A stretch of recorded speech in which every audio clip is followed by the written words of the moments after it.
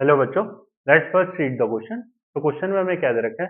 How many grams of the 70% concentrated nitric acid should be used to prepare the 250 ml of the 2.0 m।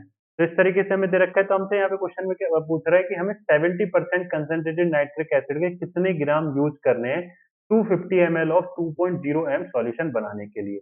तो सबसे पहले अगर हम बात करें तो मोलैरिटी हमें क्या दे रखी है 2.0 इस तरीके से दे रखी है। एंड वॉल्यूम की बात करें तो क्या दे रखा है 250 ml दे रखा है। इस तरीके से दे रखा है, तो सबसे पहले हम क्या करते हैं, मोलैरिटी का फॉर्मूला लिखते हैं। मोलैरिटी बराबर number of moles of the solute upon में volume of solution in litre, या फिर number of moles of the solute upon में volume of solution in ml, and यहाँ पे क्या आ जाएगा 1000 से मल्टीप्लाई। तो मोलैरिटी की अगर हम बात करें तो मोलैरिटी हमें 2 दे रखी है, नंबर ऑफ मोल्स हम यहाँ से निकाल लेंगे। तो वो क्या आ गया 250, एंड ये क्या आ गया हमारा 1000। ये क्या आ गया हमारा 1000 आ गया, ये 250 है। ये हमारा इस तरीके से 4 हुआ, एंड नंबर ऑफ मोल्स की बात करेंगे तो 2 अपॉन में 4 आ गया। ये आ गया तो 0.5 आ गए नंबर ऑफ मोल्स।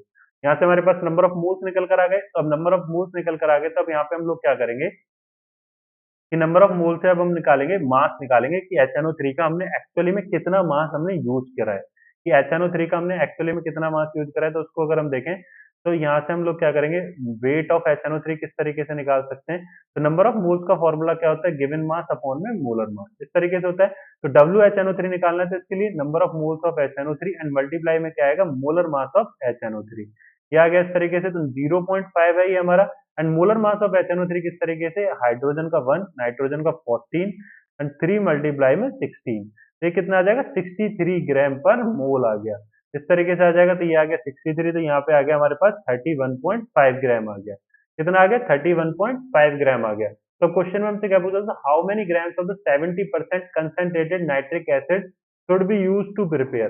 तो कितना हमें क्योंकि अब यहाँ पे देखें 31.5 ग्राम हमारे पास ये HNO3 आ गया, कि इसके लिए हमें कितना चाहिए 31.5 ग्राम चाहिए, तब हमारा 2.0 m ये 250 ml सॉल्यूशन बनेगा। तो इसके लिए हमें क्या है कि कंसंट्रेटेड HNO3 का मास निकालना है, कितना हमने यूज करा है।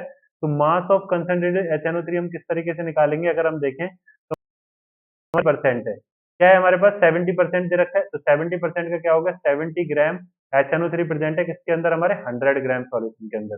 किसके अंदर प्रेजेंट है, 100 ग्राम सॉल्यूशन के अंदर। इस तरीके से हो गया हमारे पास, अगर हम देखें यही है इसका मतलब 70% का मतलब। तो अब यहाँ पे हमारे पास क्या है कि मास ऑफ कंसंट्रेटेड HNO3 की अगर हम बात करेंगे तो वो किस तरीके से निकलेगा कि 31.5 तो ये आ गया, एंड अपॉन में क्या आ जाएगा 70 आ जाएगा, एंड मल्टीप्लाई में क्या आ जाएगा 100 आ जाएगा। इस तरीके से हो गया हमारा यहाँ पे। तो ये हमारा क्या हो, जीरो से जीरो कैंसिल आउट हो गया, एंड ये क्या आ जाएगा 315 अपॉन में 7। तो यहाँ पे हमारे पास क्या आ गया 45 ग्राम आ गया। क्या आ गया 45 ग्राम आ गया, कि हमने 45 ग्राम कंसंट्रेटेड नाइट्रिक एसिड का यूज करा है, तब जाके हमारा क्या है 250 ml of 2.0 m solution obtained हुआ है। ये इस तरीके से हो जाएगा हमारा। तो करेक्ट आंसर क्या होगा हमारा 45। I hope you understand it very well. Thank you.